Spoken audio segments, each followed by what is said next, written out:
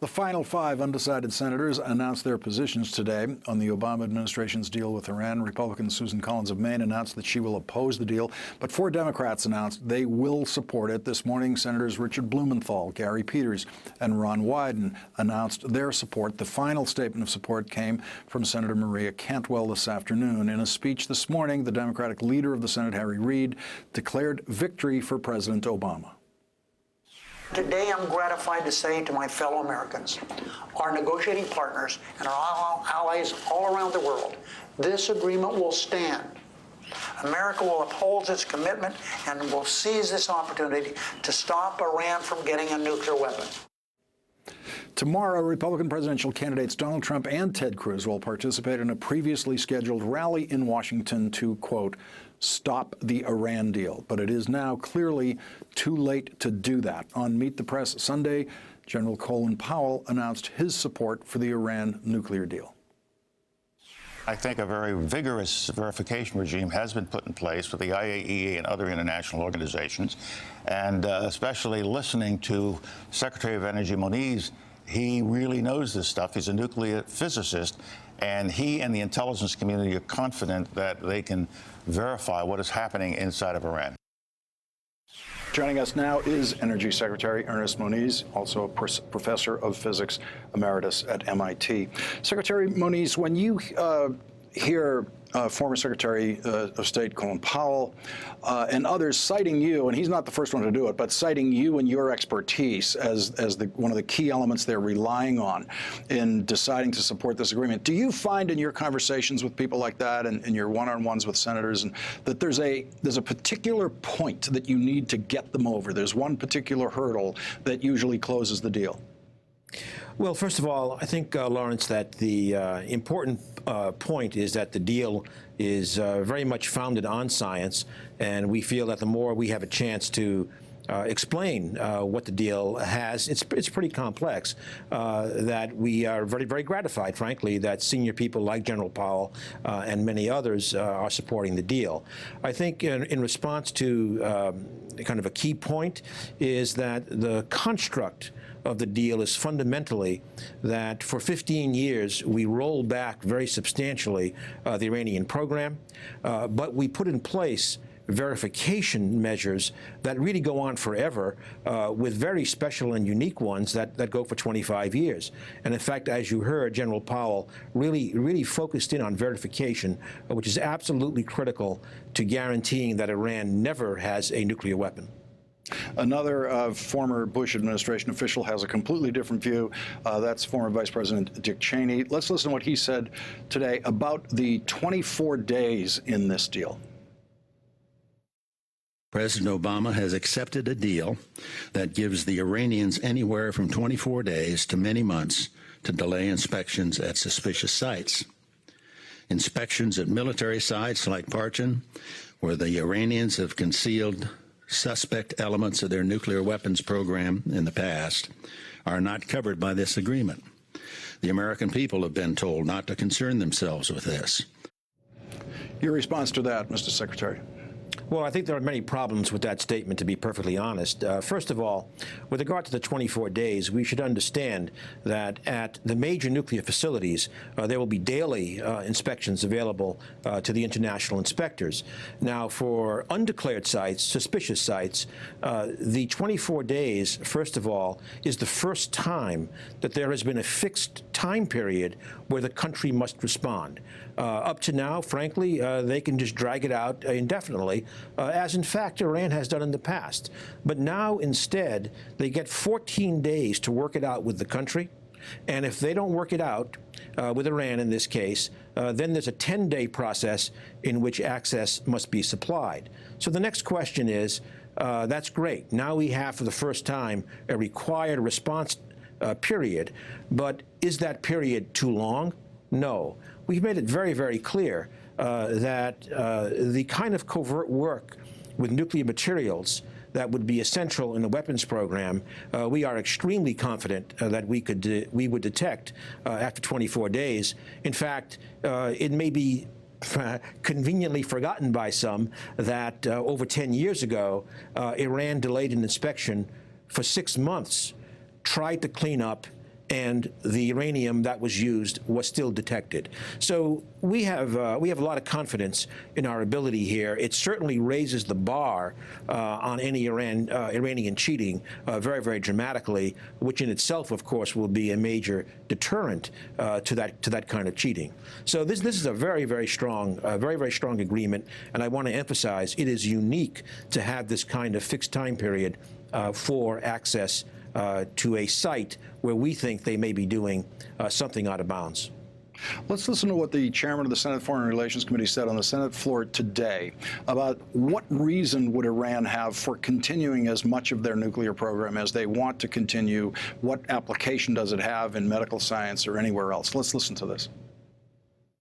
Some people have said, well, you know, if they really want to pursue the technology of medical isotopes, maybe they could use 500 centrifuges. But instead, they've put their entire society through grinding sanctions that have harmed families. They've been doing that for years.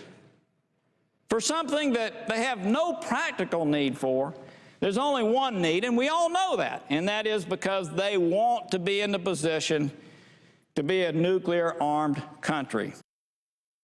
Your response to that, Mr. Secretary?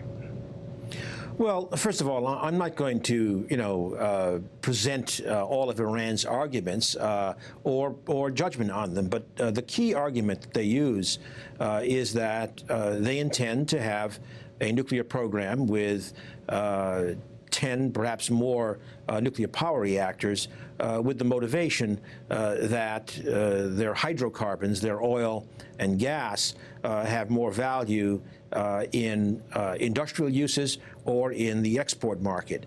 That's at least the rationale that they put forward. Again, I'm not judging on the economic wisdom of that. But Secretary Moniz, is that the rationale that the U.S. negotiating team accepted? Because, I mean, you have to have a rationale for allowing this to be in the deal. No, our rationale is that, first of all, one should remember that the Non-Proliferation Treaty, of course, permits and in some ways even encourages development of civilian, peaceful nuclear power programs. In the negotiation, our job was very, very simple. They have a program. We rolled back that program. We guaranteed an extension of the breakout time to the fissionable material for a weapon from 2 to 3 months to at least a year, and put in place extraordinary verification measures. So this is a deal built for the very, very long term. Iran will have to comply. It will have to build confidence in the international community that it's a peaceful program.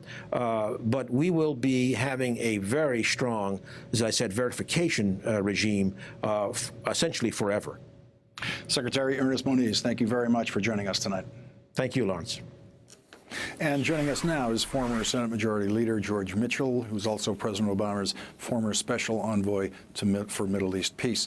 Senator Mitchell, I want to get your reaction to something that Bob Corker, the chairman of the Senate Foreign Relations Committee, said today on the Senate floor. He said that this deal, one of his many problems with this deal, is that, I'm trying to quote him exactly, but he said it shifts the leverage to Iran, that going forward now, Iran will have the leverage because the sanctions will be gone and our side will not have any leverage. Well, I think it's just the opposite. Remember, Iran did not enter these negotiations seeking a 98% reduction in their stockpile of enriched uranium. They did not enter the negotiations seeking an end to the program at the heavy water reactor, which could produce plutonium. They did not enter seeking a 2/3 reduction in their reactors. What they entered negotiations for was one principal reason: an immediate end to sanctions. In fact, Ayatollah Khamenei said many times that Iran must have an immediate end to sanctions as soon as the agreement is signed. They did not get that. The sanctions will be raised or lifted only after Iran verifiably takes all of the steps required of it in the agreement. And as the Secretary pointed out, it has a substantial verification process that will extend over a very long period of time. In particular, not much mentioned publicly, a dedicated procurement process which will give the inspectors the opportunity to carefully evaluate everything that Iran is doing when combined with the inspection. So it isn't perfect. Nothing is in life, and particularly an agreement reached by adversaries after a very lengthy negotiation.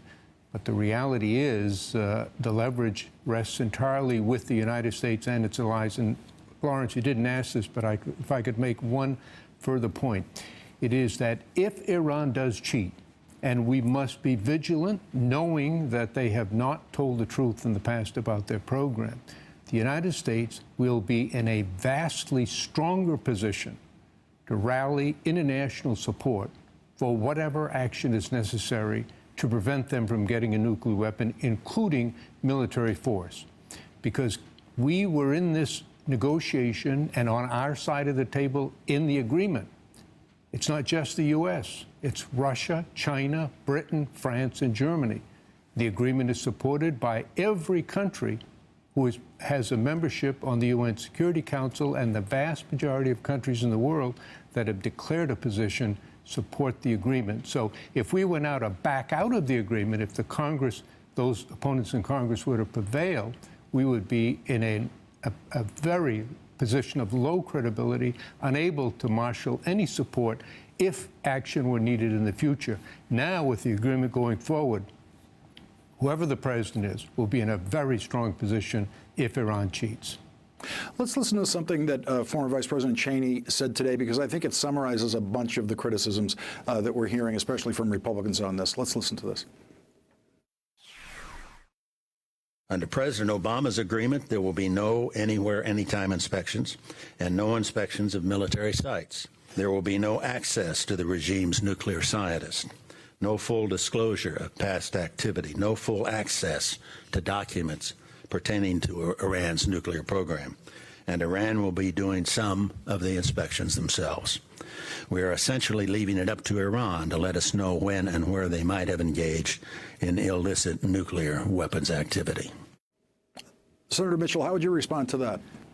As have many other of the opponents of the agreement, Vice President Cheney has conflated three different parts of the agreement in an attempt to make them all sound bad. There are three aspects to inspection. The first is the 24/7, anytime inspections of declared and known nuclear sites, cameras inside, and a very strong inspection program. Secondly, as Secretary Moniz pointed out, with respect to sites which are not known nuclear sites, where the inspectors develop a suspicion, there is a process instituted that will require a prompt response, and as a secretary, a renowned nuclear scientist said, that they can check on what happened. And third, the so-called Iranians doing their own inspections comes from a provision in the agreement which requires the International Atomic Energy Agency to make a report on Iran's past military activities. The first step in that process is for the Iranians to submit information to the international inspectors. That's the circumstance that Secretary Cheney and others are trying to suggest and do imply in their comments applies to all inspections, which is not the case. Senator Mitchell, quickly before we go, as a former Senate Majority Leader, I have to ask you about the latest round here between the Majority Leader and the Minority Leader. They're arguing now publicly about whether this should face a 60-vote threshold, either through the so-called filibuster process or an agreement for a 60-vote threshold. Is there anything more to this than the usual Majority Leader would like to see a 50-vote threshold, 51-vote threshold, and the Minority Leader always wants a 60-vote threshold? Is this standard argument we've heard before? Well, as you know, Lawrence, having served in the Senate, both parties take exactly opposite positions depending on whether they're in the majority or the minority. When you're in the majority, you want to limit the filibusters. When you're in the minority, you regard the filibuster as sacred and not to be tampered with. Both parties have actively used it, although the record is very clear. The Republicans have very actively and much more aggressively used the filibuster far more often than of the Democrats. And the Republican leader is on record on many occasions in the past saying that the filibuster should be available for matters of the utmost importance, and he doesn't describe any circumstance except the one that's coming up now in which it should not be available. So this has gone on both parties, both sides for a long time. I don't think anybody takes it very seriously. Former Senate Majority Leader George Mitchell. Mr. Leader, thank you very much for joining us tonight. Thank you, Lawrence.